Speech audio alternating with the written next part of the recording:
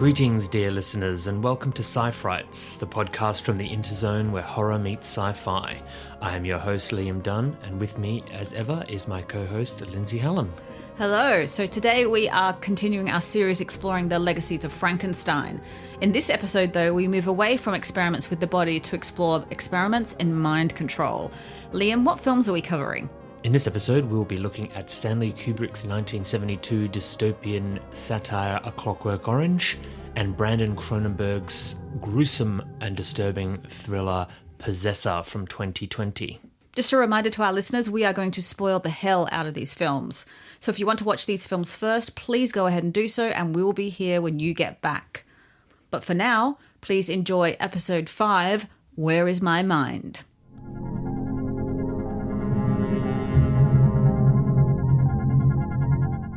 Usually at the beginning of each of these episodes, I do my academic spiel about the subject matter of the week and history of that topic within horror and science fiction cinema. But for this week, though, I knew I could not be the one to kind of give the background information. This is something that Liam has been obsessed with for as long as I've known him. So, Liam, please tell us about mind control.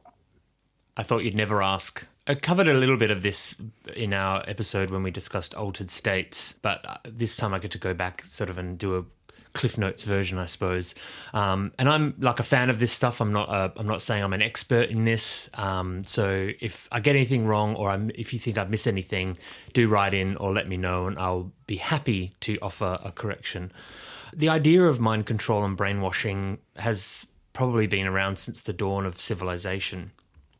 The idea that a person can be controlled or manipulated by another to commit acts that would be against their own self-interest or self-preservation. But it took a while for society to really give it a name, I guess. But Franz Mesmer, who was the founder of mesmerism, which would later become known as hypnosis, was the one to theorize in the 18th century that all living things had what he called an animal magnetism, an invisible natural force that could be tapped into.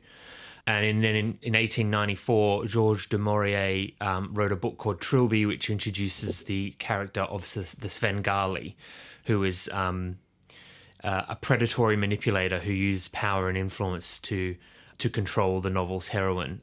Svengali is a gruesomely anti-Semitic character, but the name stuck as a way to describe a person who dominates and exploits another for their own gain. In the early 20th century, behaviorist Ivan Pavlov revolutionized a method of conditioning where he trained dogs to expect food at the ring of a bell. So once they got used to that, whenever they'd hear the bell, they would start to salivate. And so this would lead to the term a Pavlovian response, which is used in all kinds of different ways now, which has kind of become shorthand for a learned condition or an involuntary response by an external stimulus. And then in cinema, I don't know if there's anything earlier, but in 1920, The Cabinet of Dr. Caligari is about the eponymous doctor who's a deranged hypnotist using his powers to control someone in order to commit murders on his behalf. So even though there's been obviously these ideas of hypnotism and mesmerism and mind control going around for a while in history and in cinema and arts and things and in literature, it wasn't until the 1950s when an American writer and journalist, Edward Hunter, actually coined the term brainwashing to describe how American POWs in the Korean War went on television to denounce America and embrace communism. So in 1952, during the Korean War, that China launched a propaganda campaign, releasing recorded statements by American POWs confessing to war crimes. The US government publicly scoffed at these developments, but secretly feared that what this could mean for American operations in the Far East, and what it would mean for defense against the Soviet Union across the globe, because let's not forget this is just not long after the Cold War really started. So they feared not just a nuclear missile gap, but a mind control gap. By the end of the war, 70% of US POWs had confessed or signed petitions put forth by the Chinese admitting to crimes and actions that they had nothing to do with. And the majority of the soldiers did not recant their confessions upon returning to the United States. So this became this great fear of what was capable, of how you could turn somebody against their own country, their own internal code, as it were. In the US, the Americans had this idea that, well, the conservatives, like the Republicans, believed that there was dark satanic forces at work, while the Democrats, the liberals, thought it was just scientific techniques that they weren't yet aware of.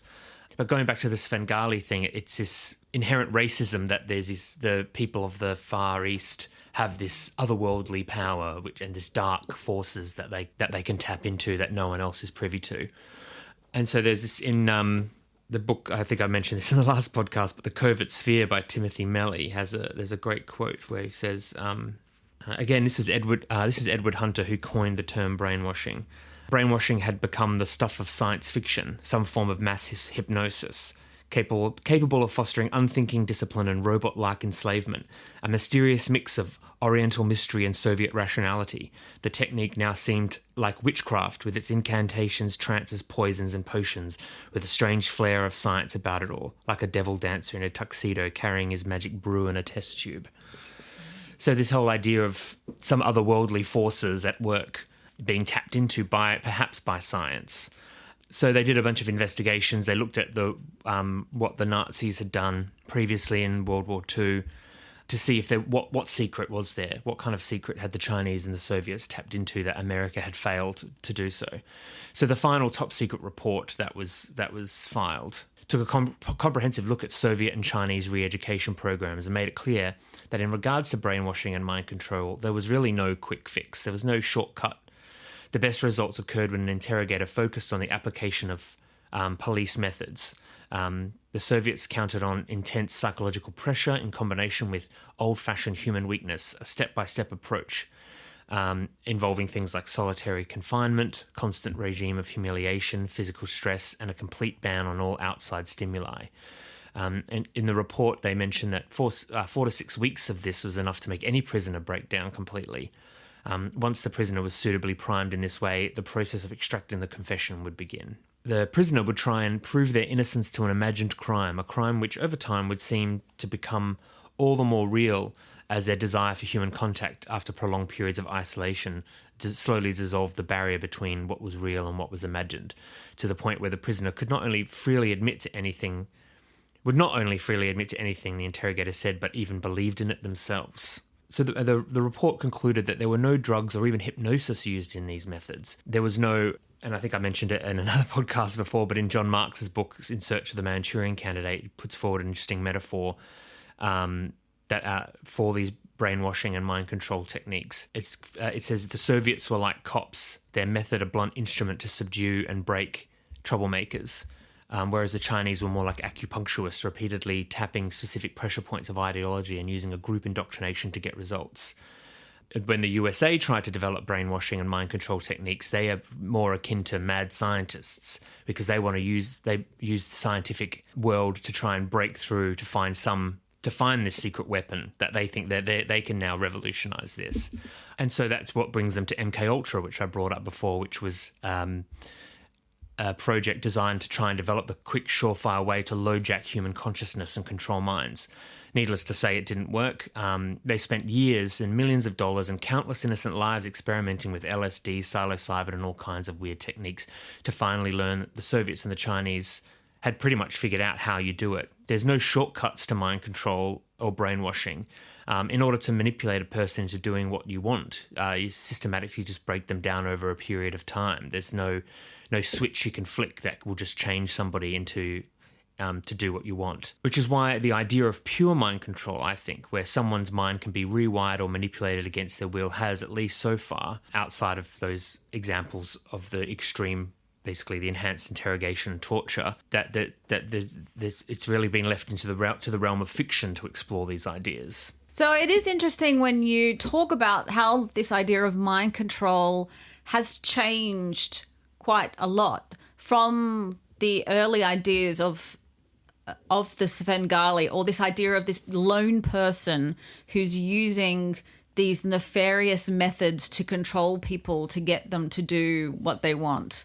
And then it becomes, over time, and not just in real life, but also in representations, that you have these methods being weaponized by governments and also corporations. So there's definitely this shift. So you start off with the Svengali or the Dr. Caligari, and these hypnotists. But then I also thought about the film, Alfred Hitchcock's film Spellbound, which I believe comes out around 1948. I should check that. And so that's just the post-war. So it's all the whole idea of everyone's been traumatized by the war and the whole growing field of psychoanalysis. And of course, in psychoanalysis and psychology, they start to use hypnotism, but it's a way to try and access parts of the mind, because the whole experience of trauma often shuts the mind down because it's something that the mind can't process. So, but it's when you get people just forgetting something, or they can only access these memories or that trauma through dreams and so on. So you have with psychology and psychoanalysis the beginnings of what before seemed almost like magic, because you had hypnotists. It was a magic act, and a form of entertainment as well.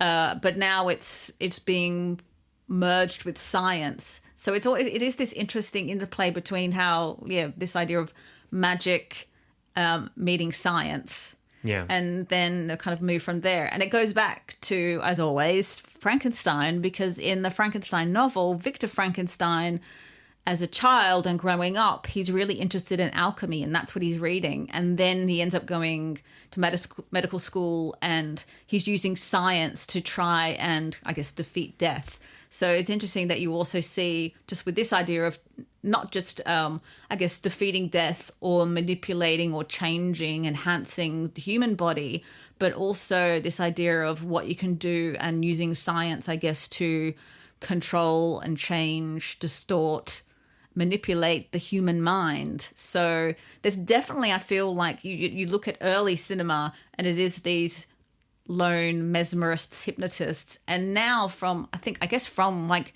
MK Ultra and the Manchurian Candidate, I guess it's now the domain of governments and corporations. So there's definitely been a shift in this whole idea of mind control and who tries to control people's minds.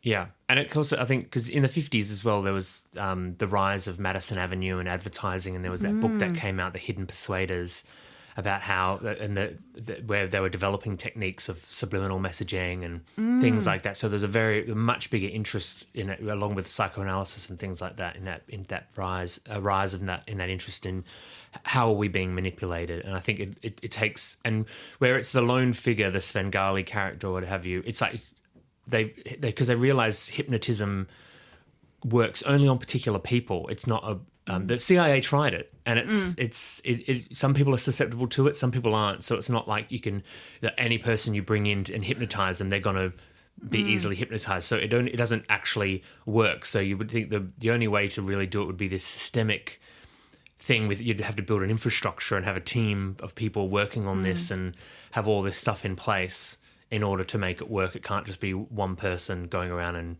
putting the whammy on people. Yeah, so it's this whole thing of moving from like one person trying to control another person to how do you do it on a mass scale? Yeah. And so I guess the idea of doing it on a mass scale is to, I guess, control people and to stop, I guess, communism. And then, of course, the other way is how do we do this on a mass scale to make a bunch of money? And it's funny because two of our films that we've chosen today are doing that. Yeah. One of them is about almost like a government scale. How do we control the people? And a lot of what is in Possessor, I think, is about controlling people on that mass scale as part of, I guess, capitalism. And the whole idea of data mining and so on, which we'll get into. So, yeah, a lot to talk about today. So let's start off with a classic. Let's start with A Clockwork Orange. So, Liam, tell us about A Clockwork Orange. Pretty well, little brother. Pretty well. There was me, that is Alex, and my three droogs. That is Pete, Georgie, and Dim. Go on! Do me in your course! He's enterprising, aggressive, young, bold, vicious. You are to be reformed. What exactly is the treatment here going to be then? Just going to show you some films. But enough of words. Actions speak louder than action now.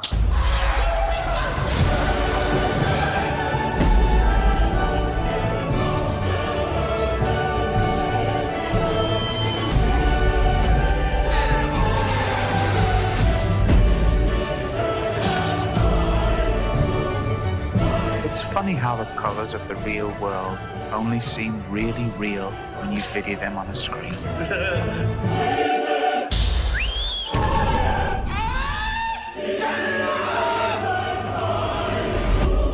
I'm cured!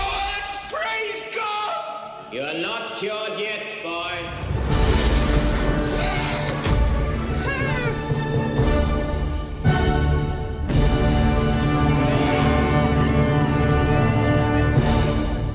So A Clockwork Orange, for those who don't know, is about Alex, played by Malcolm McDowell, who lives in a dystopian Britain that's seemingly 5 minutes into the future of the 1970s, where him and his mates, or his droogs, like to go out of an evening and drink milk laced with some kind of drugs to then go out and commit acts of what they call ultra-violence. And this ranges from stealing cars to getting into fights with other gangs to rape and murder. Nothing is off the table for this group of men.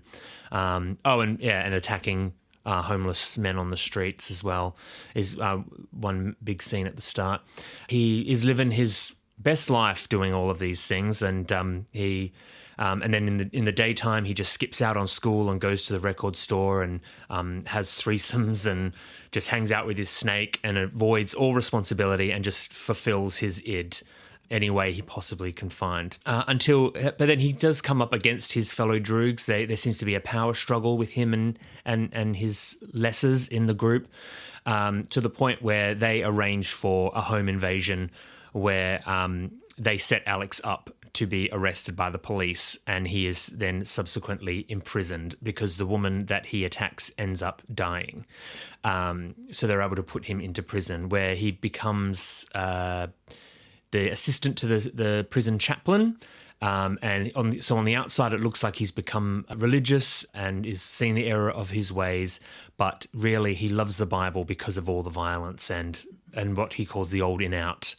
But then he finds out that there's a new experiment that the government are running called the Ludovico technique, which is specifically designed to use science in order to quash violent tendencies in criminals, and they're looking for a candidate. So Alex makes it his mission to be chosen because he's been in prison for 2 years and he wants out. He manages to get the attention of the government minister who's heading up the program, and he is chosen to be a guinea pig of this experiment. So he's sent to the institute. They give him drugs, which is very unclear what kinds of drugs, but they do give him an injection every day, and then they tie him down in a straitjacket and put clamps over his eyes and make him watch a series of films or montages of people being brutally attacked and murdered. And at first he really enjoys it, but then the experience and the drugs start to take hold, where he starts to feel physically sick at the sight of this violence, which is what the plan for the technique was all along. Worst of all, though, is he's a big fan of Beethoven, his precious Ludwig van, and they screen him some scenes of Hitler and Nazi Germany and some other scenes of violence using Beethoven's Ninth Symphony as the soundtrack. So not only is he then conditioned to be physically sick at the idea of sex and violence, he is also drawn to be physically sick at hearing Beethoven, which was one of his great joys in life, alongside the sex and violence. So he's released out into the world. He's now been completely conditioned away from his violent tendencies. But once he's let loose in the world, he's got no anchor, he's got no frame of reference. He's left to fight for himself, and the world is is a dangerous place and an indifferent place to him. He goes home. His ever-suffering parents have just given his room away to a boarder, and they tell him he needs to go find somewhere else to live now. He runs into the homeless man that he attacked at the beginning of the film, who then attacks him with all of his friends. And he can't do anything about it because the idea of raising a fist to these men makes him physically sick. But then that fight is broken up by two policemen who it turns out are his old droogs, who were the ones that set him up in the first place. Now they've become policemen. So their violent tendencies are now in service of the state, which, makes it okay, I guess. And they attack him in a very vicious scene where they hold him underwater for a really long time. And that leads him to crawl his way to find help at a house, which is the house where him and his droogs attacked a writer and his wife earlier on in the film. The writer is against the government's techniques and wants to use Alex as a pawn in order to bring down the government because to prove that they're doing these inhumane experiments on prisoners. But he also realizes that Alex was the one who attacked him and his wife, and they lock him in a room and they play him Beethoven, which drives him so mad that he jumps out the window to try and kill himself. But he doesn't die. He ends up in hospital where, due to the bad press that the government have received, they've undone all the work the Ludovico technique did. And the film ends with having him, as he says, he was cured, all right. When we were coming up with this idea about mind control and brainwashing, this is the first film that kind of comes to mind. And yeah, I like this idea that you say that it's very much this weird dystopia, like you say, 5 minutes into the future. It is a very 1970s looking dystopia, but then there's these weird little touches to it that make it something else. So yeah, it is a really interesting looking film. The way it's kind of presenting, well, Britain in particular, a lot of it seems very familiar, and the use of the brutalist architecture. Well, I think it still hits hard today. I think it's got a very 70s look to it, but I don't think it dates it too much in that respect, because it makes it feel more like a kind of sci-fi movie in its way, but it's still the acts of violence are still really shocking and very uncomfortable to watch. Because to think about, like, there were supposed copycats at the time it came out, so Kubrick pulled the film himself because he had the right to do that, which made it unavailable on home video. I mean, they had some cinema screenings when we lived in Australia. But before that, I think... I think in the UK it was completely banned. And it wasn't until Kubrick died that it just suddenly got released on DVD and home video.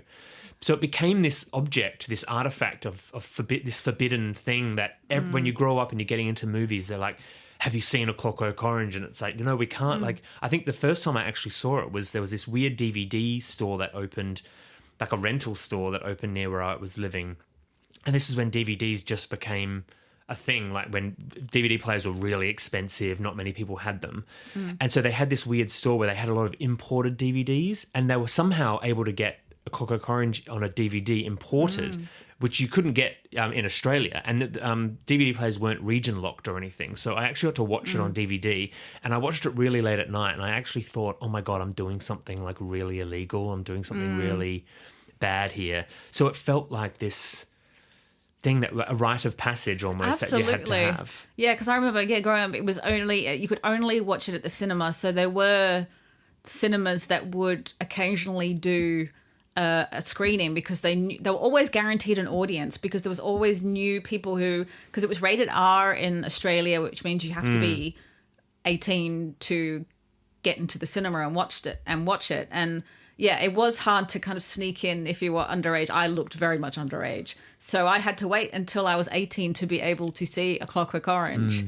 And it is, like you say, this rite of passage, this thing. And it's interesting because they don't make it explicit in the film, but in the novel, I believe that the character of Alex is only 14. Yeah. But they do say in the film, there's the whole thing of that he's not going to school. Yeah. So he's obviously, they make this point that he's school age. And it's this whole thing of, when you think about it, it has become such this cult item, even now that it's so completely readily available, that I must admit that in Halloween, like many years ago, I dressed up as one of the Droogs. And it's this whole thing of, and maybe that's what Kubrick was so horrified about, is that, yeah, like basically when I dressed up as Alex, as a Droog, I was cosplaying as a rapist. Yeah.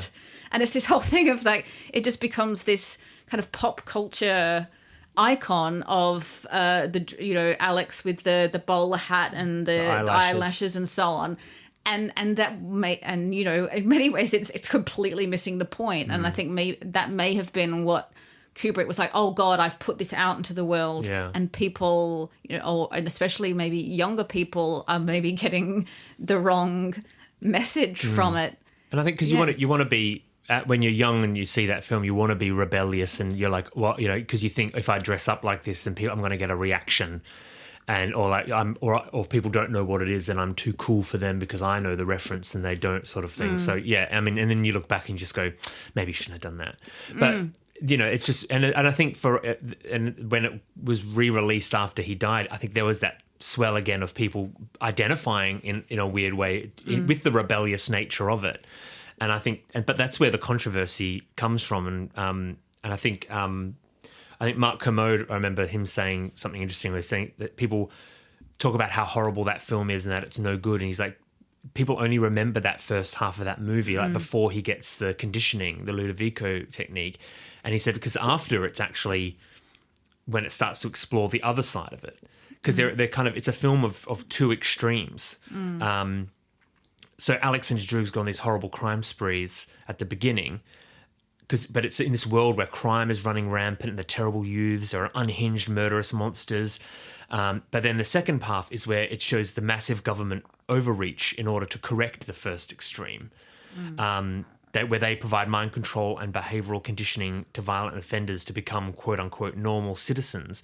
But by doing so, they sort of just they turn Alex into this pathetic sheep, someone who can barely function in the very society that the government has created. So you think about what's when Alex gets out and comes up against the world with his new conditioning, he's assaulted by his old mates who are now police. So, rather than tackle the systemic inequalities, the government instead blames the individual for making society depressing and dangerous. If there's a lot of crime, is it just because there are a lot of criminals doing bad things, or is it because swathes of society have fallen below the poverty line and they're stealing to survive? Are prisons overcrowding because there are too many criminals, or is the justice system locking people up unfairly? It's they put the responsibility on the person for why society is messed up, when really it's probably due to, I don't know, things like austerity, things like, draconian laws that is, there are all these different elements that would cause society to get into this state. And yet it's like, well, let's just condition everybody to just be these, because you'd think they're starting on Alex because he's a prisoner. If you go back to MK Ultra, a lot of prisoners were experimented on because who cares? Like, nobody cares about a prisoner. They care about you might care about your next door neighbor, but not a prisoner. So we'll just experiment on them. So if the Ludovico technique had worked, then they probably would have rolled it out to everybody else as well. Like, at what point do you become a candidate for the Ludovico technique once it's rolled out widely? Could it be that your kid swore in school? Ludovico technique. Could it? It's just a matter of degrees, really. And the film, it is very much it's mirrored. And like the first part is Alex and his Droogs, and they're the victimizers. Then you've got the second part where he's in the prison, and then the third part where he's victimized. And there is, and like you said before, what he does at the beginning is done to him in that later half.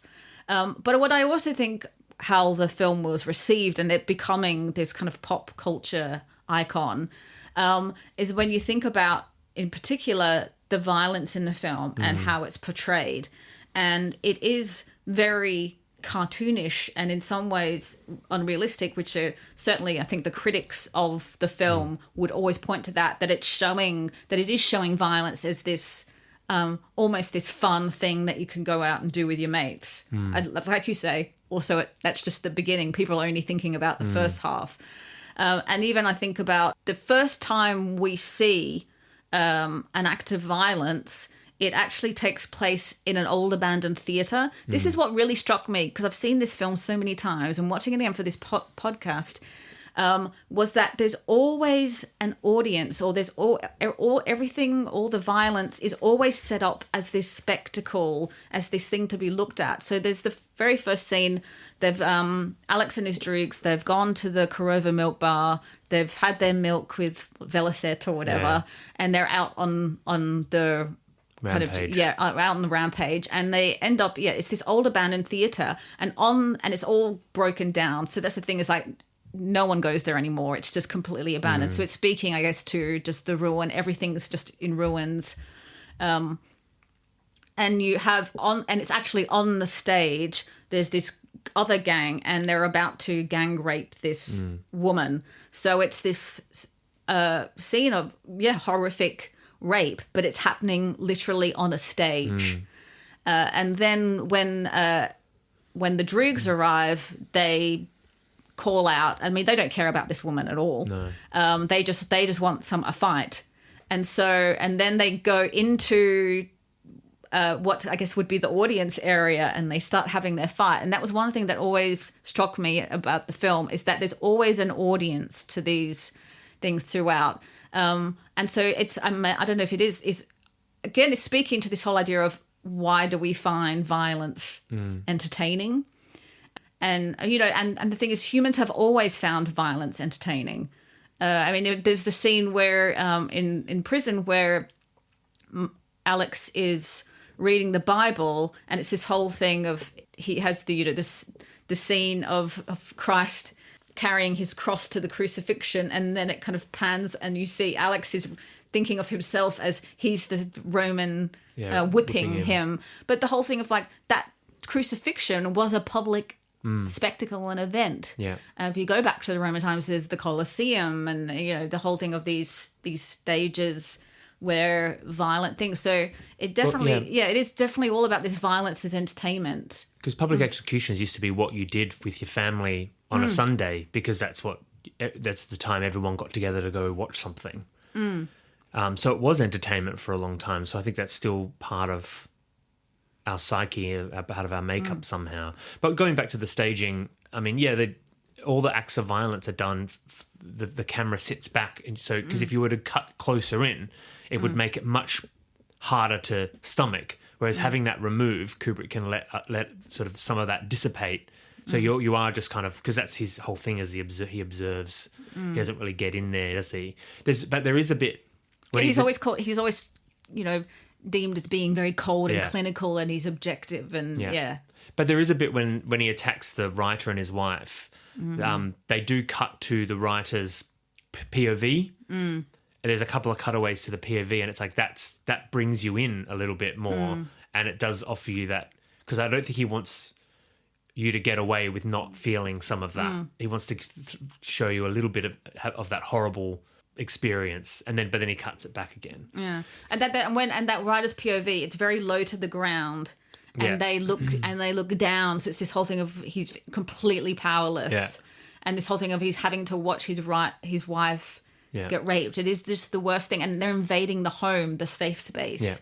They're and so these young guys have come into their home and are just completely destroying their lives. But going back to your point about public executions, is at the same time it's entertainment, but also the whole function of like public executions is to keep people in line. These are the others, these are the people who are deviating and we need to see them get justice. And again, it's this thinking about the Ludovico technique, which is all about watching, using also drugs and chemicals and science to kind of change maybe it's saying something about that there is still this fundamental human thing of being drawn to violence in some way, and the only way to stamp that out is through kind of scientific means. And it is interesting using drugs and chemicals, because I know there's a news article where it says science finds finds cure. This whole idea of how do you cure criminal violence? I think the minister says that our party promises law and order, and we will solve the problem of criminal violence. It's definitely, I think, just confronting us with, we do find violence entertaining. And there is, and with the cat, I always call her the cat lady, the where she ends up being killed, and that whole scene is kind of slightly comical. I guess that's the other thing about the film, is really funny. Yeah. And so it's all this really disturbing stuff, but comical at the same time. And I guess it's that whole thing of maybe people were not sure how to take it, or some people were criticizing that it is just making it funny and making it entertaining. Yeah, there's a point behind it as well, that it's by confronting us with that, it kind of making it so bare and so obvious. I guess the hope would be that you then start to reflect on that. Yeah. That, like, why are we finding this entertaining, and why do we find, like, Alex and his droogs so kind of fascinating, and why do we want to, like, dress up like them? And you know, and yeah, maybe some people, you know, weren't reflecting on that, but I don't know. It's just, it's asking the questions, and I think that's what's so important that a film does.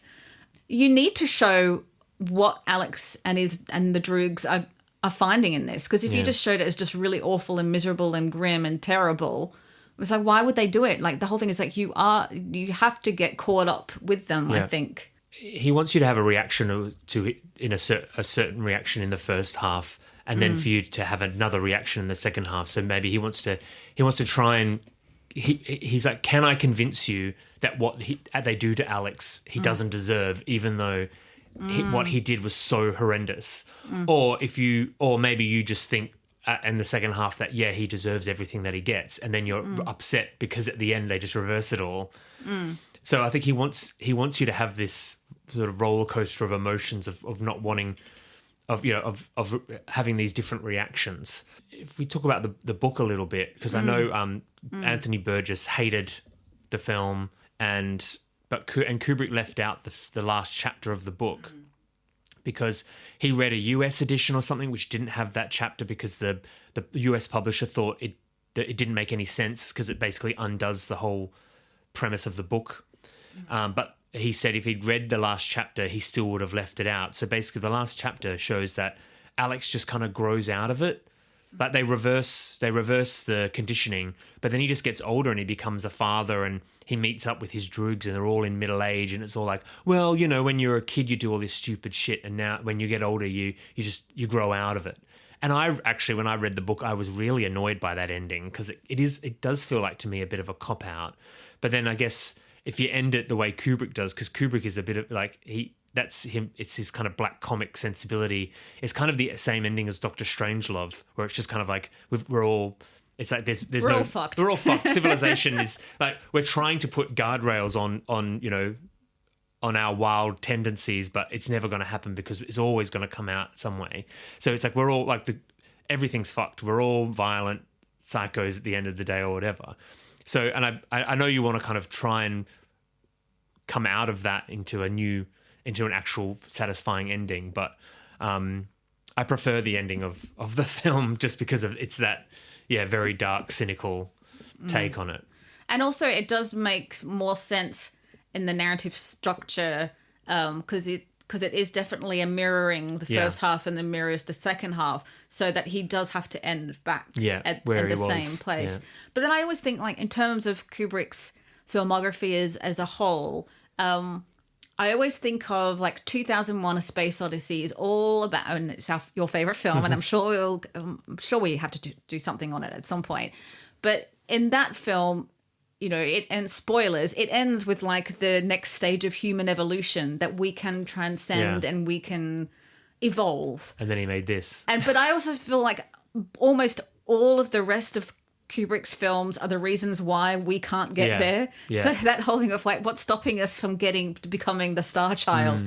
Well, just watch every other Kubrick film. Yeah. And then I also love that it ends with Eyes Wide Shut, that it also just comes down to also just two people and their connection with each other trying to work it out, and the level of you know, a marriage, and so I always think that it's definitely, it feels a part of what Kubrick was trying to do in terms of, maybe, just looking at humanity as a whole. That might also be why people always think that he's very kind of cold, clinical, distant, because he is looking at, humanity itself and not always just specific people or characters, that he is always thinking about humanity on this larger scale. I always think it's about, his films are about characters trying to put order onto chaos, and then having his films be so orderly in their creation that's kind of a meta joke in and of itself. That if you look at all the film, 2001 is also about conquering space. It's like that's the ultimate order over chaos, right? If we could conquer space, then we've solved the most chaotic natural phenomena there is, I suppose. Infinity. We've conquered infinity. Yeah. But even then, it's that there are aliens that have done this already, and they're helping humanity to find their place in the universe. But I think of Clockwork Orange as with like Full Metal Jacket, which feel like films of separate halves, where Full Metal Jacket is all order. It's like the order of the military and the boot camp, and then they go to Vietnam and it's just pure chaos, and like all of that training, all of that order is just gone, and it's just every man for himself basically. Because that's really weird thing, just suddenly thinking that like the first part of Full Metal Jacket is almost like another form of the Ludovico technique, which totally speaks to what you were saying before about brainwashing and how it is just basically torture and just breaking and almost ridding humanity. Yeah. Like in order to fight a war, you have to get rid of the humanity. Yeah. And it also makes me think, going back to the novel, I believe that Anthony Burgess, the inspiration for A Clockwork Orange came from a real incident that happened to him and his wife. Yeah. There was actually, I think, US sailors or soldiers who were stationed in Britain, like sexually assaulted her. And then it was, and I don't know if she died, but it was a really horrific attack. And then he basically wrote this book, kind of came out of that experience.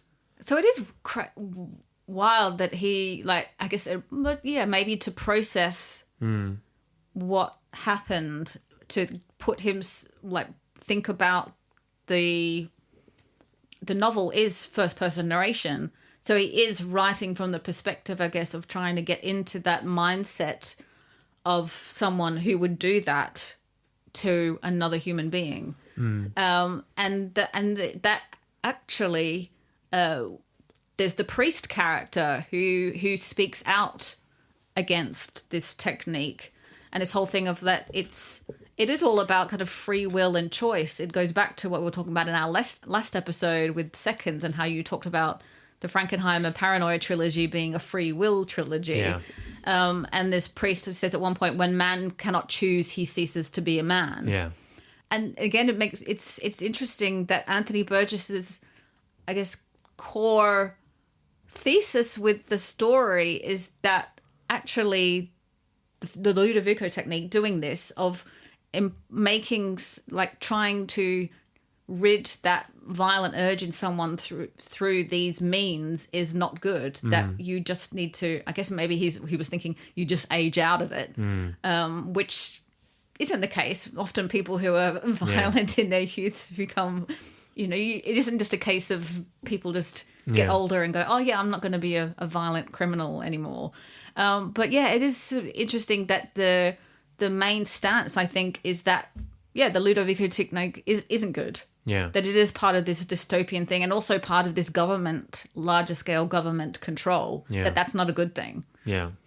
Yeah, I think he believed fundamentally in the goodness of humanity, though, even despite all this horrible stuff, and and he had quite a Christian ethos of people, having everyone has a soul, and what price do we put on that, and that the whole idea behind the Ludovico technique is a way to remove our choice. That we that's the one thing that we have, is the freedom of choice, to be able to choose what we do, and I think removing choice removes our humanity, fundamental humanity, and that's why I think the idea of A Clockwork Orange is that an orange is an organic thing, but once you make it a clockwork orange, it kind of ceases to have. I mean, you make this intricate device. You have this intricate device, but it doesn't do anything, and like it's not an orange anymore. You can't eat it. You can't make juice out of it. It just sits there ticking away, and it's like and it's a well-made thing that has no contribution to anything really, except our own hubris as a scientific society, I suppose. I don't know. And then it also makes me think of how important and central to the book and the film is the music of Beethoven. And it makes me think of this whole idea of human potential for greatness and genius, and this whole idea of transcendence beyond our base instincts and desires for violence. But also at the same time, you have this awful, violent criminal who loves this music. It's just interesting what the place of Beethoven and in particular, and how that sits within the film, and how the thing he loves the most becomes a torture for him, and that's what he hates the most about the whole Ludovico technique, is that it's making him hate the thing that he loves the most as well.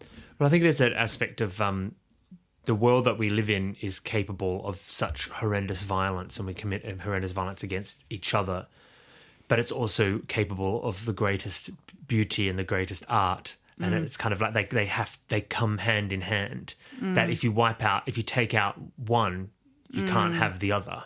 That if we become clockwork oranges, that we're no longer going to produce any music or any art or anything anymore. So like it's the unfortunate side effect of humanity and of civilization, is that in order to produce great art, there also has to be great suffering in the world.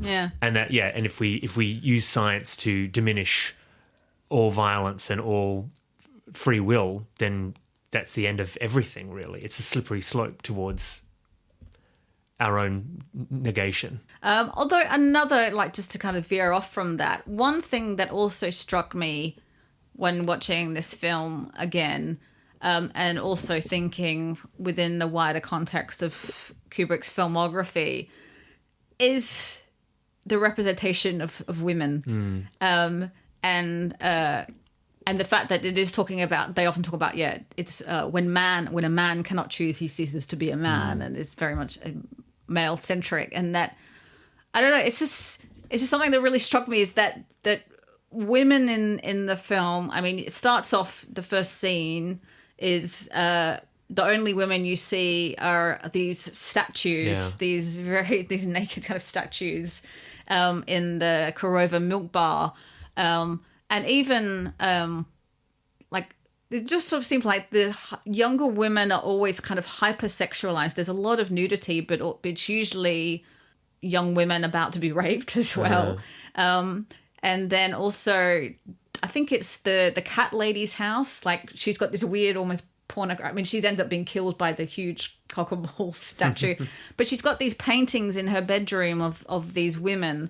And so it's always the young women, always very hypersexualized, but there's almost frigidity to them, and like no emotional affect, that they're just these, And it just makes me think also of the scene in Eyes Wide Shut of the weird ritual, and all the women, and they've got the masks on, so they've got like no expression on their face.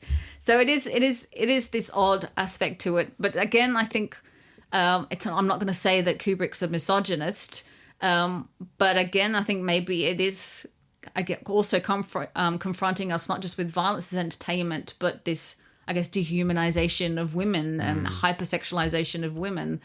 And then I think of some of the older women in the film are kind of made to look ridiculous, like Alex's mom or the cat lady. But then I also think that a lot of the men are really ridiculous as well. There's some really wild outfits and things in that. But I think I was reading James Narramore's book on Kubrick, which is released through BFI. They talk about some of the fashion choices and the production design and things, is that everybody has, even Alex's parents have like erotica on the walls. Yes, that's such a hypersexualized, I guess, environment. Yeah, well, and Kubrick was saying that he thinks when at the time he was talking, like in the 70s, that everyone has pictures of animals or boats on their wall. It's going to move towards erotica, that erotica will become normalized and everyone will just have pictures of naked people on their walls, and that's just part of the thing. And then they did note that when Alex comes home to see his parents with the boarder, and the boarder who's wearing that fuzzy jumper with the breast pocket and the massive belt over that's a look, man. With his perm. She's wearing an outfit. The mum's wearing the same outfit that a young woman was wearing in the record shop, like in the background or something. Like it's the exact same outfit. So it's almost like she's got it's almost like in his absence, she's taking on, like wearing younger fashions and maybe getting a bit more out there because she doesn't have a son to worry about anymore. But then she's got that weird metal hair, weird wigs and things. I don't know. But I think it's meant to be kind of a 5 minutes into the future 70s future look. It was just interesting to see that they were paying attention to these sorts of little details. When the film came out and it was so controversial, Kubrick didn't do a lot of the press, but actually someone who did, who ended up being a kind of an important spokesperson for the film, was Adrienne Corey, who plays the writer's wife who is raped in the beginning of the film.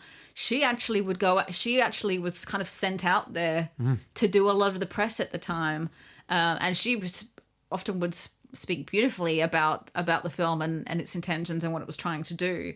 So it's interesting to think that she, this quite small role, but she was often out there kind of trying, I guess in many ways, trying to answer for the film, because Kubrick was just like, I guess, being his reclusive self, and he wasn't going to go out there and do that.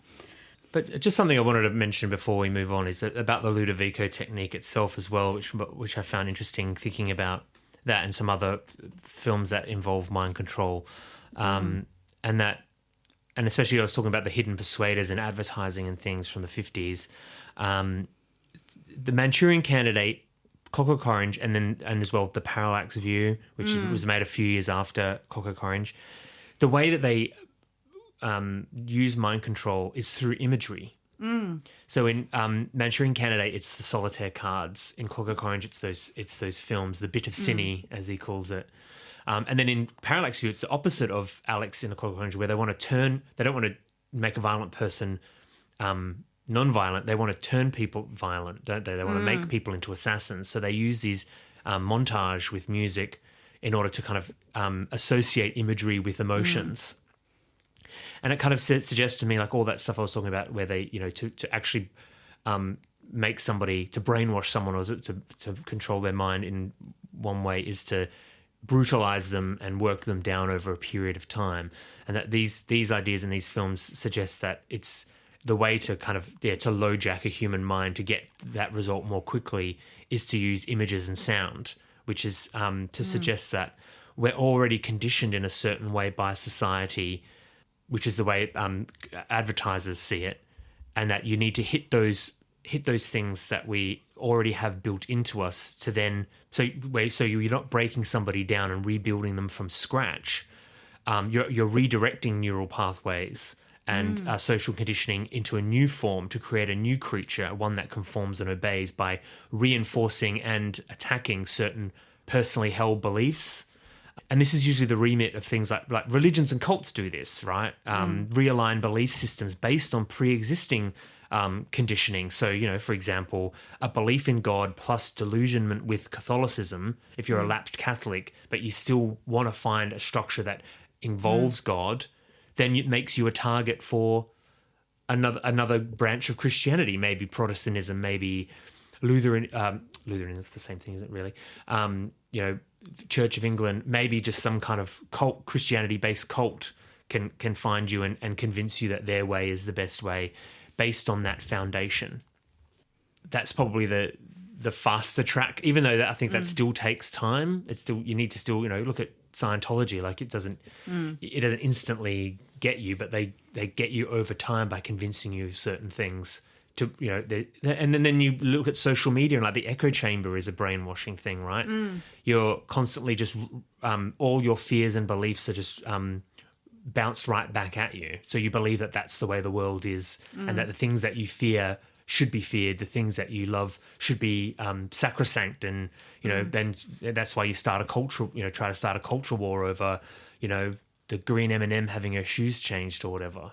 It drives you nuts because you're within this thing that's just reaffirming all of your beliefs. So I guess with the Ludovico technique is that it is controlled by the government, and they just want this really quick way. Yeah. So they're using science to correct rather than the longer process of rehabilitation. Yeah.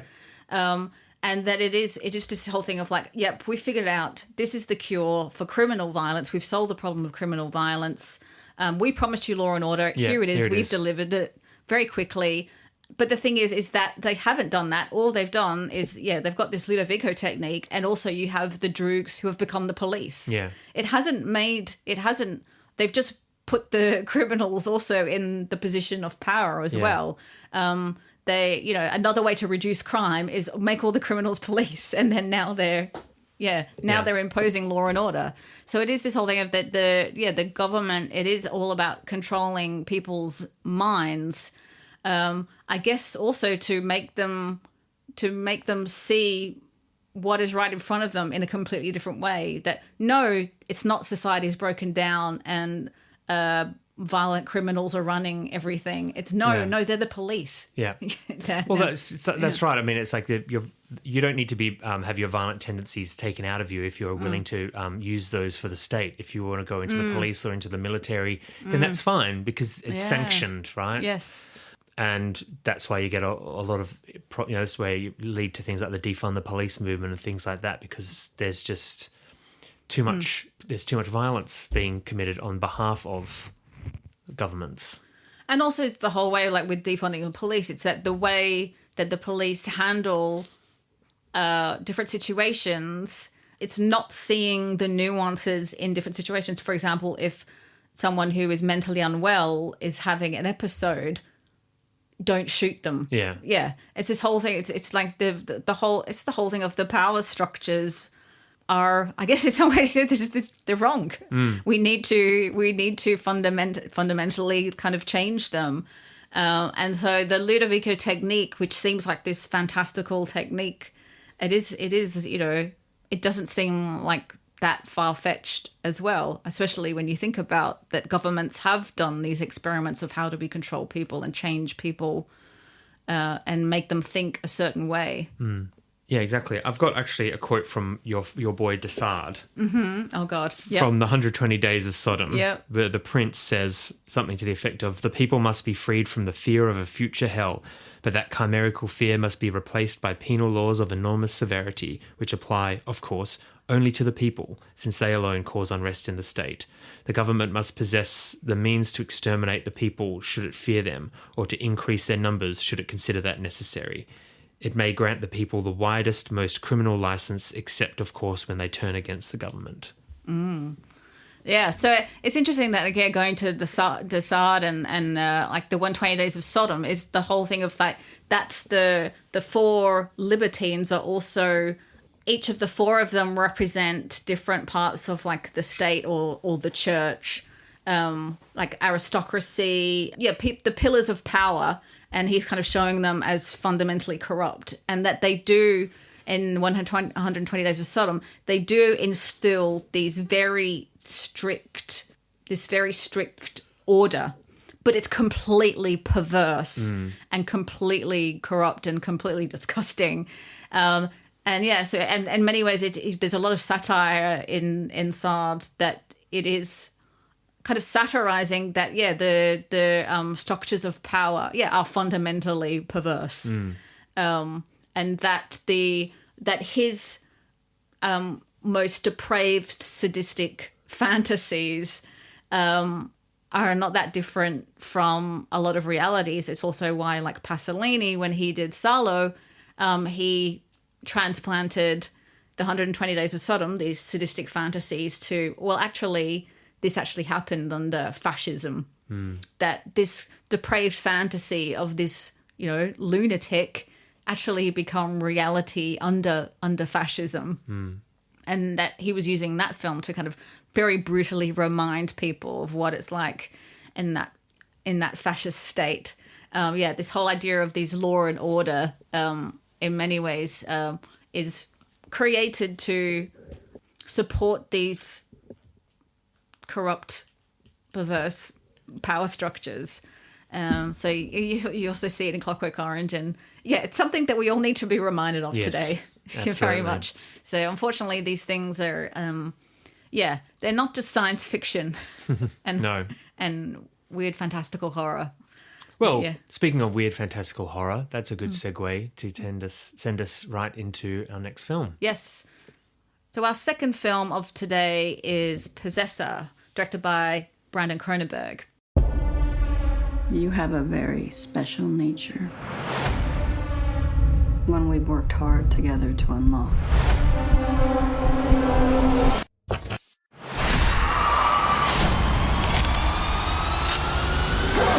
Pull me out.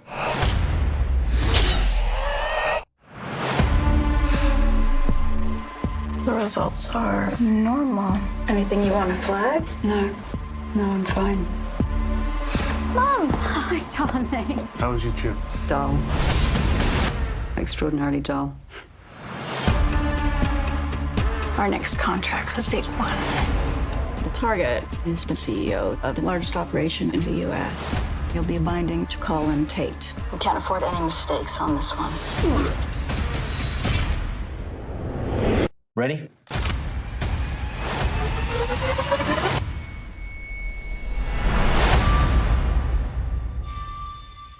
What's with you today?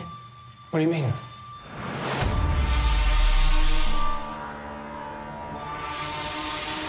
I'm in place. Can we help you? Finish this. What are you doing? I can't pull the trigger.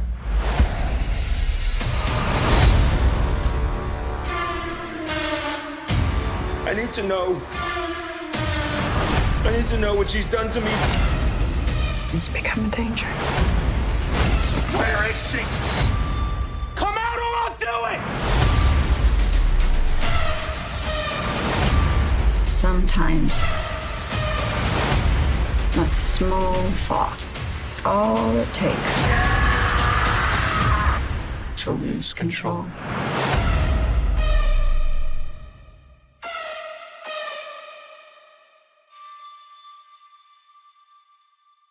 In Possessor, Tasia Voss, played by Andrea Riseborough, is an assassin for a shadowy corporation. So the way she operates is to take over the mind and body of someone close to her target and make them kill the target and then have that possessed person kill themselves. We also see Tasia outside of her work, where she's estranged from her husband Michael and child Ira. She goes to see her handler, Gerda, played by Jennifer Jason Leigh, who presents to her this new job where she will take over the body of Colin Tate, played by Christopher Abbott, who's engaged to the daughter of John Pass, who's a CEO of a tech company called Zoothru. Using this connection, Tasia as Colin will kill John, but while doing this, Ava is also killed, and Colin starts to try to take back some control over himself, and he refuses in many ways to commit suicide. John Pass actually ends up surviving the assassination attempt, and so there is this battle between Tasia and Colin of, I guess, supremacy over this person, this body, this mind, and this vessel. Colin, at one point, stabs himself in the head and ends up damaging this implant that Tasia has kind of made him put into himself. So Tasia is, in a sense, kind of trapped. And also Colin begins to see some of Tasia's memories, and he ends up figuring out where she lives, and he goes to her home. He threatens Michael and Ira as a way to try and get Tasia to kind of reveal herself and to explain to him what she's done to him, because he doesn't know what's happened and what he's done, and he's starting to figure out what's been going on. And Tasia actually goads Colin into killing Michael, her husband, and then her son Ira attacks Colin. But then there's this flash briefly of Tasia, and she is the one who kind of shoots Ira, her son, dead. But then Ira is revealed to have been taken over by her boss, Gerda. And the film ends with Tasia back with Gerda, and she's free of all attachments, and she's ready to continue working. So like A Clockwork Orange, this is what you might call a dystopian future. Although I did read that actually the film is supposed to be taking place in an alternative 2008. But I was looking, researching, so where Brandon Cronenberg got his idea for the film. And he has said in interviews that it's very much rooted in neuroscience of the 1950s and 60s, about how certain experiments were done to remotely manipulate people's hands and things to do something that they aren't consciously doing themselves, and that they actually ended up doing or creating these brain implants that could control emotions and behavior. He also cited a book called Physical Control of the Mind Toward a Psycho-Civilized Society, which was published in 1969 and written by Jose Delgado. And obviously, I've not read this book. From the looks of it, I would need to know about neuroscience to be able to understand it. But I found this description of the book just on Goodreads. So it just says that Dr. Jose M.R. Delgado in the book describes his pioneering work in implanting electrodes in the brains of cats, monkeys, and men. He shows how, by electrical stimulation of specific cerebral structures, movements can be induced by radio command. His hostility may appear or disappear. Social hierarchy can be modified. Sexual behavior may be changed, and memory, emotions, and the thinking process may be influenced by remote control. Direct, non-sensory communication between brains and computers has been accomplished, and with the aid of miniaturized subcutaneous instruments, messages have been sent to neuronal structures through intact skin. These discoveries have medical, psychological, sociological, and philosophical implications. He also posits that we need to reorient the aims of civilization to restore a balance between its physical and psychological evolution. Yeah, so it also says that we must be psycho-civilized in order to develop wiser minds to control intelligently the awesome technological energy discovered by man. So reading this description, I'm thinking a lot about this current moment with AI and so on, and that this whole idea that we're kind of rushing forward. These things are a possibility now, that since the 50s and 60s there's been this experimentation. But Cronenberg has also said that he's very much interested also in exploring the philosophical implications of all of this experimentation. If someone can make you do something, could make you fall in love with someone, thinking back to A Clockwork Orange, if it could make you hate and be physically sick at, listening to your favorite piece of music, and that's all done just by stimulating a part of your brain, then who are you? What is your will? And it also brings up this whole idea that, at a fundamental level, like, is there a self, or are we just a bunch of physiological responses and like chemical reactions? That if you can just stimulate parts of our brain or control the chemicals in our brain, you can make us do these things or even think and behave a certain way. So that brings up all these philosophical questions about the nature of humanity and also this idea of the self. Also, Cronenberg started writing this in the wake of Edward Snowden, or the whistleblowing, which in that, of course, Snowden revealed that the government is watching us all the time, that basically we have no privacy. And it also, and something in the film, because Colin works for Zuthru, so he's engaged to the daughter of the CEO, but he himself is this kind of low-level worker, and he's working to basically using, like with what Edward Snowden revealed, looking through people's, like the cameras on people's laptops. Like I'm looking at our laptop now and we've got a little piece of tape over the camera. But this whole idea that we have these devices all around us, we have no privacy, but also are we all just being reduced to data as well? That we're not just these chemical and physiological responses, but also now that we've become data. and that data's being harvested by corporations. So yeah, there's a lot going on in this film. Liam, what kind of strikes you most about this film? When you talk about the experiments that it's inspired by, reminds me of, well, again, when we were doing the Altered States episode, I was talking about the real life person that the character in that film was based on. John Lilly was doing experiments with monkeys and electrodes in their brains to the point where that was it. Yeah. he gave them like a button that they could press which would give them an orgasm instantly because it was an electrode hooked up to the pleasure center of the brain. So they would be pressing it like 60 times a day or something, just constantly having orgasms over and over again because they had a button that would do that for them. And it makes me think of like people when the whole thing of like when you get a like online, it releases endorphins. Chemical reactions are being stimulated through our use of these devices, and that's what's making us kind of addicted to them as well.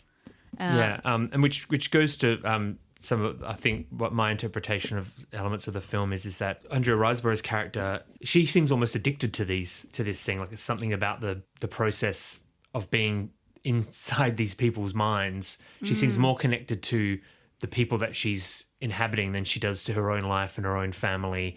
I mean, because in the very beginning, you see that she's supposed to commit suicide, in inverted commas, the host, in order to be pulled out of the program, but she can't seem to bring herself to do that. It's almost like she falls in love with these people that she inhabits. I mean, there's this erosion of her own self. Like, there's a scene when she goes back to see the family, she's practicing how she's going to talk to them in the car before she goes there, because she doesn't even know how to be herself. She's more these other people than she is herself. And I think that's why at the end, when of course her son is taken over by her boss, but her killing her own son allows her to be free of all these attachments, because really all she wants to do is to be inside the minds of all these other people. That's where she feels the most herself, the most alive. And I don't know if this is because of certain electrodes being fired in her brain, or if it's just through the kind of metaphysics of it all, the psychology of it all, that she seems like she can't live without this. Yeah. That it's more than just a job for her. Yeah, because this whole thing of like through the process of the film, we see Tassia become the perfect assassin. And the whole thing of like having these attachments, the fact that she's married and has a child, she has these attachments to herself, but you also see that she's become completely detached from them and disassociated from them. So the fact, when she first goes to see them, she's rehearsing how to just say hello, how are you? She can't even figure out, she's got to rehearse it before she says it.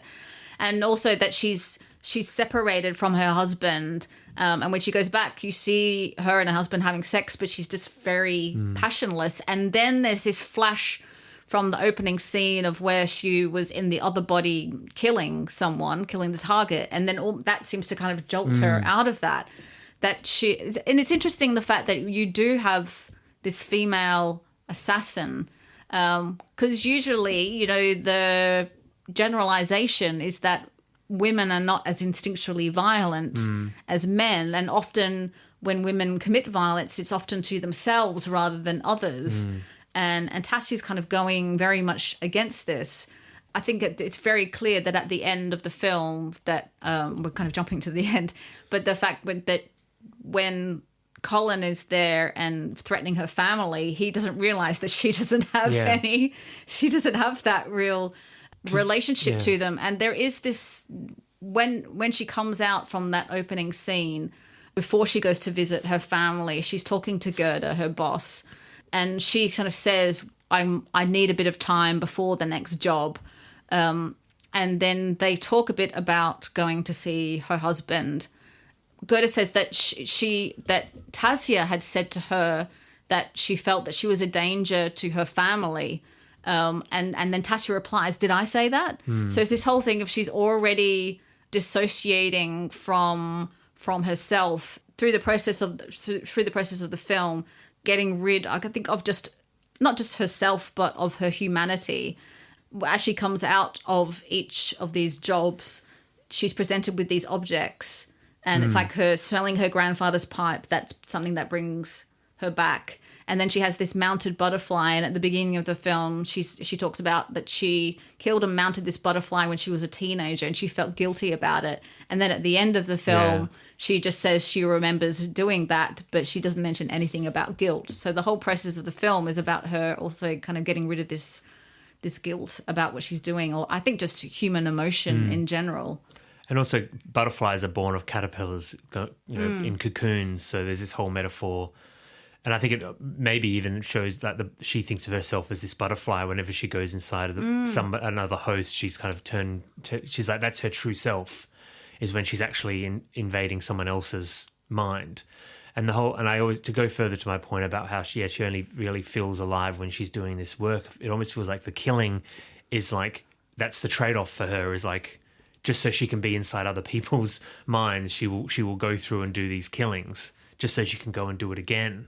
And that the whole idea of her with these totems, kind of like very Inception like thing, where she's got these personal. I almost felt she's so dispassionate when she's going through that. I wonder if she's only saying what she's memorized what she's supposed to say.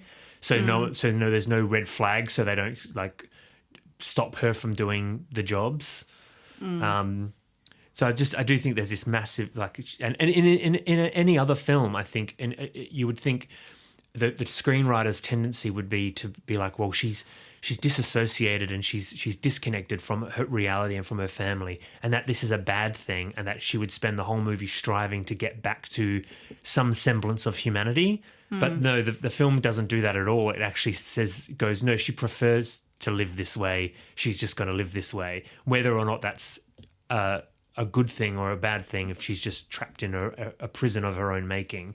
But I don't think it tries to make her come off.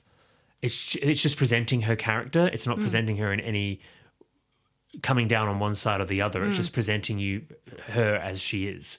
And she kind of gets what she wants at the end. And, maybe that's going to be her ultimate destruction or not. Who knows? The film doesn't provide any easy answers whatsoever. And it's interesting that your interpretation of her, like, well, she just has to do these assassinations, and that's not really what she's focused on or enjoying. But then for me, it seemed like she was taking a lot of joy, and that, like, in the first scene, so the opening scene is really quite an interesting scene. What's going on there? That you have, it's actually a black woman, and she's working at a venue, so she has to. Oh, that's our cat Angelo saying hello. Another guest spot for Angelo on the podcast. Yeah, that you have this black woman that is working at this venue, and her and all the other women are all dressed the same. And Gerda actually says later on, "Oh, you were given a gun, but you use a knife." She uses a serving knife to kill this man.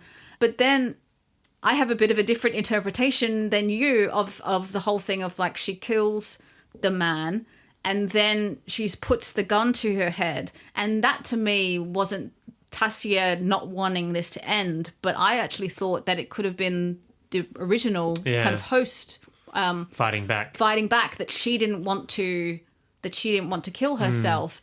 But then you have the police come in, and they see this black woman with a knife and a dead body, and they kill her. Yeah. And so I think it's also the corporation, the shadowy corporation. We never really know who they are. No. Or who's hiring them. Yeah. That are basically using a black woman as a scapegoat for this assassination that's obviously being perpetrated by some other people in power. And then the fact that later on that she possesses Colin, who's this, yes, he's engaged to the daughter of the CEO, but he's this lower level worker. So it's using she actually goes into the bodies of these like marginalized people, the people with less power, and then commits these acts, and they then have to sacrifice themselves, and then they're scapegoated. So that's an interesting aspect that's happening from the beginning of the film. Well, I think it's them feeding on societal expectations, which is how they can commit these perfect crimes. Is by that, well, he was an ex-drug dealer turned. Oh yeah, that was it. Yeah, the ex-drug dealer. Admin flunky who's engaged to the CEO's daughter. Of course, he's going to lash out and attack the future father-in-law because he's got nothing, and they know a black woman with a knife is going to just immediately be shot by the police. So it's all they would have picked out their candidates ahead of time, wouldn't they? So apparently that in that opening scene, the woman character, she wasn't originally written as black, but then Gabrielle Graham, who plays the role, and she does amazing in just this first scene. She's really makes an impact, and that she came in and she was just, they were blown away, and they're like, yeah, we're casting her. But by casting her, it kind of goes back to the whole thing of casting a black actor in Dwayne Jones in Night of the Living Dead, or casting Sigourney Weaver as Ripley, and making a woman, that by making these casting choices, it does bring all these other associations with them. And by having that set up, at the very beginning of the film, I think, very much is in line with a lot of what is going on in the film and what it's saying about these kind of, the power structures, but also just how we are, I guess, in some ways being dehumanized in this modern society. Although I do wonder why there is supposedly this 2008 setting. I don't know if that's because it's the financial crisis that year, or and I don't maybe know. they don't need to have so many smartphones around. I don't know. But I guess to go back to the dehumanizing aspect, I suppose the other thing about the jobs that these people have can be dehumanizing, like being in the service industry, especially for like high rolling clients. Being the guy who, like, you're watching footage of people having sex, but all you can focus on is the curtains and all this minutia of this data mining. It's like, that's dehumanizing stuff. And it's almost like these are sort of jobs that can erode your identity as well, and make you feel that you're just kind of this shell of a person going through the motions or what have you. But I guess we're giving up our autonomy by having our devices. We voluntarily share every aspect of our lives. We're kind of in some ways inviting in, but well, that goes to like with the ridiculous TikTok ban, where it's like it's only because they're from China that it's bad. It's it's not like Facebook and Meta, X, whoever. They're not doing the exact same things. It's just because they're not American, or they're not Western, that's inherently bad. And the idea that we're not constantly tracked all the time, and that we freely give over all of our data by just being on these on this software and on these social media platforms and stuff. We're just giving it over, and that's why to think that all the Edward Snowden stuff, there's all this outrage that people are being spied on by their own governments. It's very naive to think otherwise, really. Well, it is that whole thing of that in his job we see him, and he's kind of got this VR set, and so I think they are going through like people's laptop cameras and possibly their phones and things. And his whole thing is that he's supposed to look at curtains and blinds, and it's to help with advertising. Yeah. There's the whole thing of like, you have a conversation about something, and then suddenly when you go onto social media, there's all these ads for that thing that you were just having a conversation about. Yeah. And it's that whole thing of like, how much are we being guided, or are we being like possessed all the time by something that's pushing us to do certain things, to consume? That this whole idea of we're not in control of ourselves anymore, that we've just been reduced to data. And there's a lot of these questions, I think, coming up in the film as well. In terms of going back to Tassia and what she does, some of the most amazing scenes in the film are these transformations. We see her, so she lies down in this room, and like this kind of this device around her head. And then when we see her, when she kind of transforms into Colin, before that transformation scene, she's spying on Colin and Ava. And that's the thing, is like everyone lives in these like high-rise buildings, and they're just all glass. And so it's almost like a lot of the times there aren't curtains, that everyone is kind of always on display. And she's spying on Colin and Ava, and she's also mimicking him and trying to, repeating what he says. But then she goes into the place and she has the kind of process, and you see it's like just her face kind of physically melting away. And it's all this amazing practical effects, like a lot wax of figures or something. Yeah, and in-camera effects. They didn't want to do any CGI. It also gets very psychedelic, and I was thinking, I guess maybe the whole kind of psychedelic nature is that going back to like those early experiments with LSD, that the whole origin of this type of work was using, again, chemicals and brain implants and so on. It is all about this, the physical self kind of melting away. It's really, really amazingly well done. Don't they use it in reverse as well to show like when she's taking over Colin, it kind of shows a melted Colin going in reverse or something. I just seem to remember that they did it in both ways, and it's just really effective. Yeah, she melts away, and then he kind of reforms, and she reforms as him. And then there's this amazing scene later on, because so after the assassination attempt on the CEO, a lot of the kind of latter half, or like you could say the third act of the film is, this assassination happened, attempt happened, Ava's been killed, but John is still alive. So it's a rare case, I guess you could say, where Sean Bean, who plays John, they try to kill him, but he doesn't seem to die. But then a lot of it is this battle between Colin and Tassia. That Colin is starting to kind of try and take back control. And it is almost like, the film's called Possessor, and if you think about mind control and possession, and this whole idea of possession is often seen as something that's evil and demonic that takes over, and you've got to fight it off. And there is kind of some aspect of that, this idea of possession happening, and that Colin is actually trying to fight back. But yet, it's interesting because, Tassia, in some ways, I don't see her as this evil, demonic thing, but she is the possessor. You start to see this, that there is no clear-cut divide between Tassia and the people that she possesses. That isn't like, because you don't know like what happens to Colin while she's in there.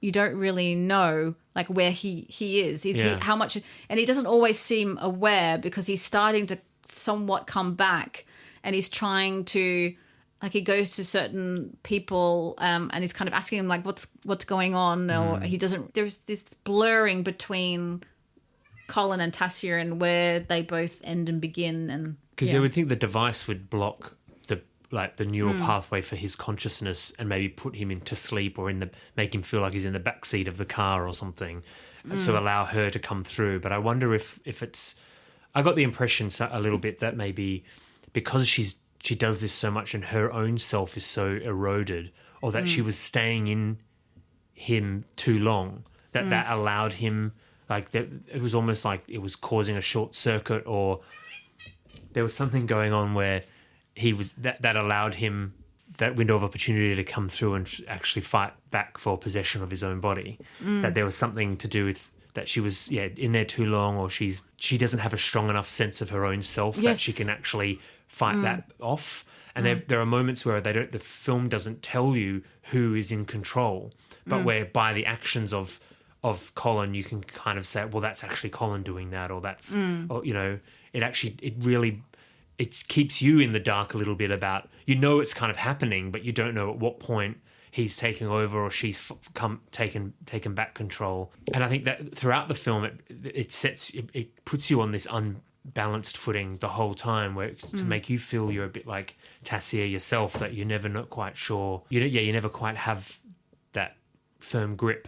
Yeah, you do also get the sense that she does like. Yeah, that she is more comfortable in the possessor in other people's bodies with other people's minds than her own. Yeah. She's just going through the motions when she's herself.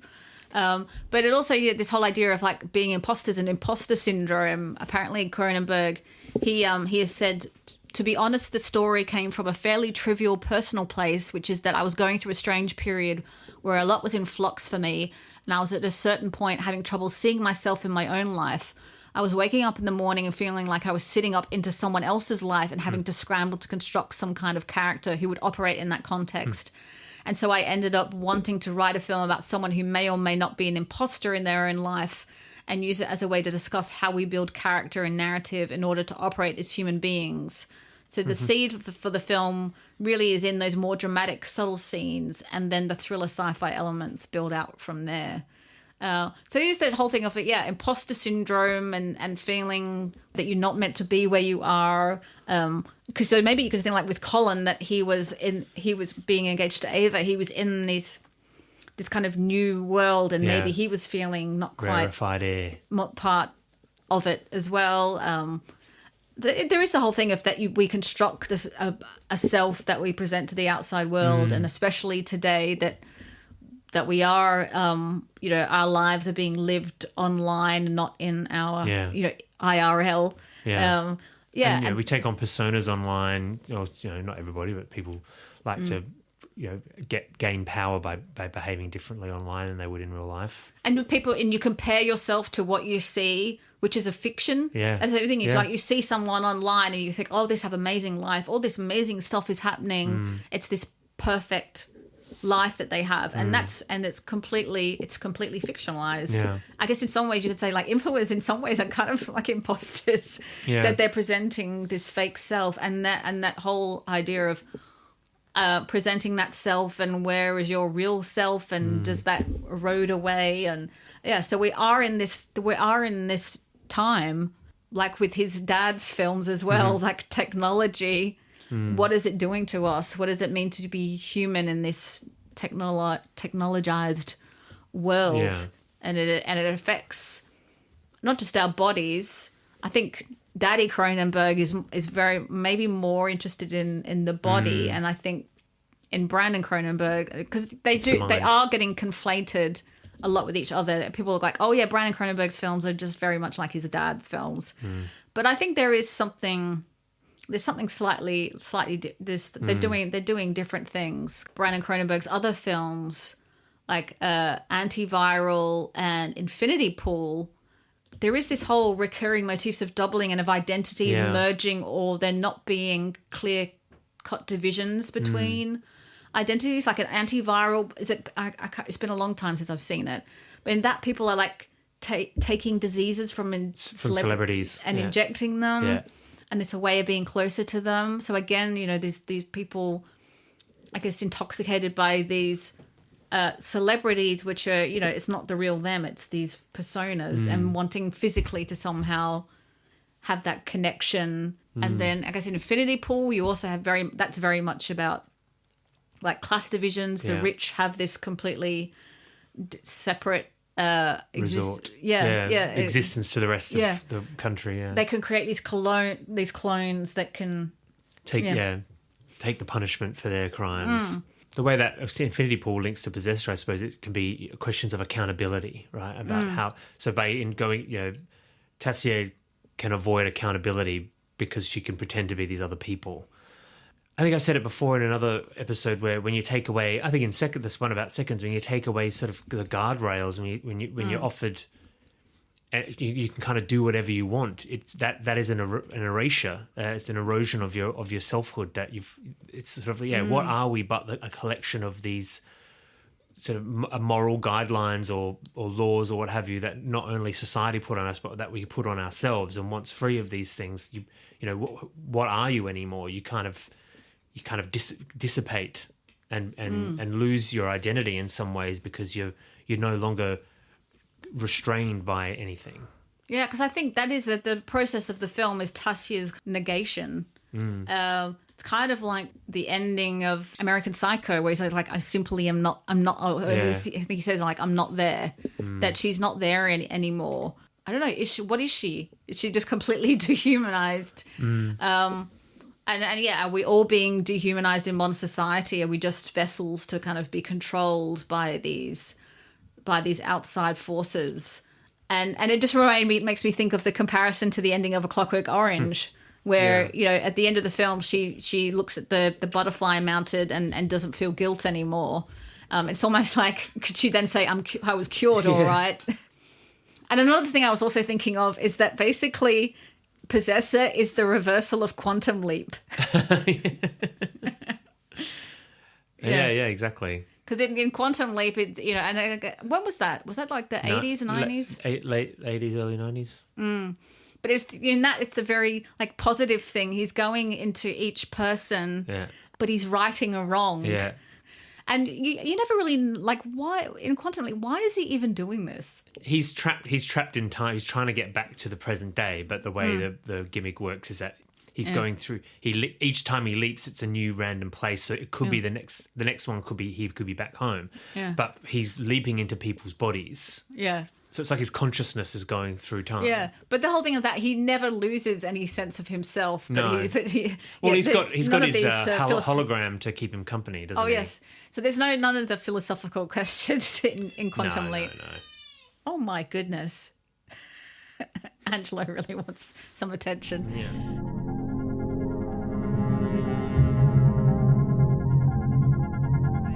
Shall we move on to Honourable Mentions? Certainly. What X-Files episode should we watch? You know me too well.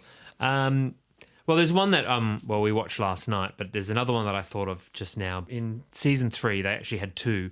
Pusher, which is an absolute masterpiece of an episode, and then Wet Wired, which is the one we watched last night, which isn't as good, but I think is more relevant to what we're talking about. Pusher is about a guy who has a brain tumor which allows him to push his will onto other people and get them to do things that they never normally would do. Like one character, he gets them to douse himself in petrol and set himself on fire.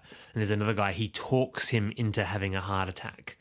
And that is an excellent episode. And then Wet Wired is actually about normal, everyday people who are committing a series of murders, but it's because the government have been putting a subliminal message into their TV broadcasts, which is making them paranoid.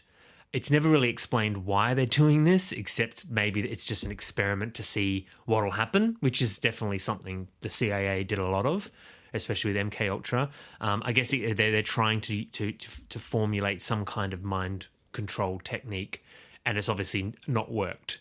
But the sort of the central plot twist in the episode is that they're going through all these tapes that these people recorded while this signal was going on. And Scully's just been watching all these tapes, and she starts to become paranoid and sees Mulder and their nemesis, the cigarette-smoking man, hanging out together. She starts to think that everybody's turned against her. They basically sort it all out, and she's fine. But then they realise there's a red-green colour component to the mind control system, and Mulder didn't go paranoid because he's colorblind, and that was the reason why it didn't work on him. But I mean, he's plenty paranoid enough. He doesn't need a machine to tell him that. But I guess it's this whole idea of the government invading people's personal space, that they're beaming this stuff directly into people's homes, and without their knowledge of it, and all for the purposes of to see if they can create some kind of technique by which they can control people's thought processes. But of course it has this horrible side effect where they start committing murders. So it is a very creepy idea that but then that also goes towards the whole thing that we were talking about of the social media, it's all in our homes, it's on our phones, and it's basically brainwashing us, and it's something that whereas TV's a passive thing, because very 90s, the X-Files, they're just watching and having this signal beamed into them. Social media is much more participatory, so we're actually participating in our own brainwashing. But yeah, so that's Wet Wired, which is my X-Files episode for this episode. Yeah. My honourable mention, first one is, so currently I am working on a book on Australian horror cinema. And one of the films, I watched it a few years ago, I'm going to have to revisit it. But there's this really great film from 1981 called Strange Behaviour, and it's also known as Dead Kids. It's a film from 1981. It's essentially a slasher film. It's all these, teenagers being murdered, these bizarre murders that are happening, all these teenagers in this small town. And the thing is that even though it is an Australian-made film, or actually I don't even know if it was filmed in New Zealand as well, but there's a lot of Australian films that basically they try and pretend that they're actually American films. So Strange Behaviour is definitely doing that. It was also written by Bill Condon, American filmmaker. He's now a well-known screenwriter and director. He did the film Gods and Monsters, so Frankenstein connection. It stars Michael Murphy and Louise Fletcher, who are, stalwarts of, kind of horror and genre cinema. So it is about these teenagers being murdered one by one. But the thing is that it all relates back to the local university where they're conducting these mind control experiments. So you have, in a sense, a mad science slasher film. And I do think it's really, really good. And definitely try and seek it out. So that's Strange Behavior, or AKA Dead Kids. My next pick is one that I mentioned briefly in our very first episode, but it's always worth bringing back because I think it's a very underrated film, and that's Vincenzo Natali's Cypher from 2002, which is sort of a William Gibson-esque, and with a dash of Philip K. Dick as well, sort of cyber thriller. Very much, I think, was made in the post-Matrix world of Hollywood films, but it's much more of a sort of a thinking film. It's not an action-packed. It's like an espionage spy thriller, if you were, where Jeremy Northam plays a character who's hired by one technology firm to spy on another. But as he goes about his work, he discovers that it's all basically he's being brainwashed, and all his other fellow employees are being brainwashed. But it turns out, I don't know if I want to spoil it or not, but it turns out that there's other things going on where it's almost like a double bluff. And there's a great scene where, because he's being paid to go to all these conferences to like collect information on these companies' competitors, and he's told at one point not to drink, have this drink to say it because they're saying he's being drugged, and when he doesn't, he realizes that everyone in the conference is being brainwashed by the company that he works for, and it's a brilliant scene where the whole scene just changes and becomes this dark, nefarious thing. But yeah, very fun, very twisty, turny thriller with a lot of interesting ideas and a really fun ending, I think. So yeah, I don't want to spoil too much about it, but if you have never seen Cypher, seek it out. It's good fun. With Honourable Mentions, I always want to highlight films that are a bit lesser known. So as much as I love Eternal Sunshine of the Spotless Mind, which has this really interesting riff of like wiping memories, a lot of people know that film, so I won't use that as my honourable mention. Instead, I want to talk about a film that came out within the last few years, and really I haven't seen many people talking about it. I caught it at the London Film Festival, and it probably was my favourite film of the festival that year, a few years ago, and that's Mona Lisa and the Blood Moon. Yes. Written and directed by Anna Lily Amarpour, who also did A Girl Walks Home Alone at Night. In the film, there's this young woman who escapes this institution, this medical facility, and it turns out she has these amazing, I guess you could say, kind of telekinetic powers, but also that she can, in some ways, kind of force people to do certain things. But she's very much an innocent. She's cast out into the world, and I think it's set in New Orleans, right? So she's walking around. I'm pretty sure it's New Orleans. She's walking around, and she ends up meeting Kate Hudson, who is a stripper, and ends up being taken in by them. And Kate Hudson's got a little kid, a young son. And so she's kind of taken into this family, and then at some point Kate Hudson discovers the powers that this young woman has and kind of uses her to do scams on people. So the whole thing of that, she can kind of control people's minds and make them do things like make someone go to an ATM and get all their money out and then give them the money. So there's doing all these scams. Of course, the cops and people start to get involved. I remember finding it a really, really fun film. A lot of other films where you have someone who's kind of almost been created as these special almost killing machines, or like I think of Hannah, about, in that the young girl, this young Saoirse Ronan who is kind of being trained to be this assassin. Yeah. Also something like Lucy, I can't remember with that. Just she suddenly kind of is able to use all of her brain. So you have a lot of these films, and it also goes back. I also think of like Ghost in the Shell as well. Is an interesting kind of possibly in this realm as well. But yeah, Mona Lisa and the Blood Moon is something that seems to have been going under the radar, and it's definitely something I think more people should check out. I'd be remiss if I didn't mention John Carpenter's They Live, which posits that all of society is being mind controlled by aliens.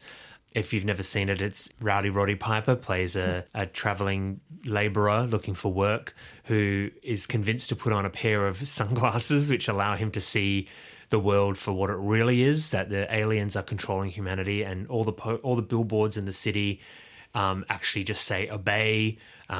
All the money just actually says this is your God written on it. And he and his friends have to basically fight back against the alien overlords to free society from their evil clutches. It's a very funny film, doesn't take itself too seriously. There's a great, very, very protracted alleyway fight scene between Piper and Keith David, and where it's basically all about him trying to get his mate to put on the special sunglasses and him refusing to do so. So they have a big fight about it. And it's got the great immortal line, I'm here to chew bubblegum and kick ass and I'm all out of bubblegum. It's a wonderful, wonderful film. And the effects of when he puts the sunglasses on and off are just terrific. But to think that it's aliens doing all of this is, you'd think is quite naive in this day and age, because now if you'd remade it, it would just be the government or a corporation, as we've been talking about.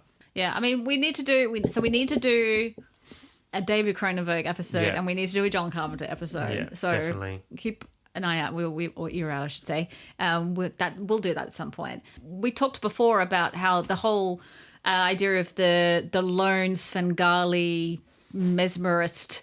It seems to be something mostly of the past, and we're now with mind control being the remit of like corporations and governments. But then I started to think, well, just the past year, Longlegs. Yeah. You could say that there's some elements of mind control there. A film that's very close to both of our hearts, Old Boy, Our First Date. And that it all centers around some form of, like, you could say, hypnosis.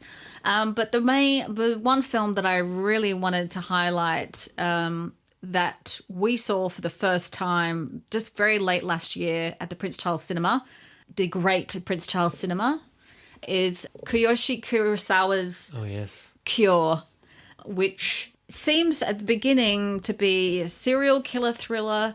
There's these murders that are happening where someone is murdered and there's an X carved into them. But then they're finding, not only with the body, the seeming murderer who doesn't really have any memory of the crime. All these crimes keep happening, even though they seem to be seemingly committed by different people. And then, and I really don't want to spoil too much, but there's this investigator, detective, who's trying to figure out, what's connecting these crimes because they're so similar. And it does seem to relate back to someone who studied psychology and mesmerism.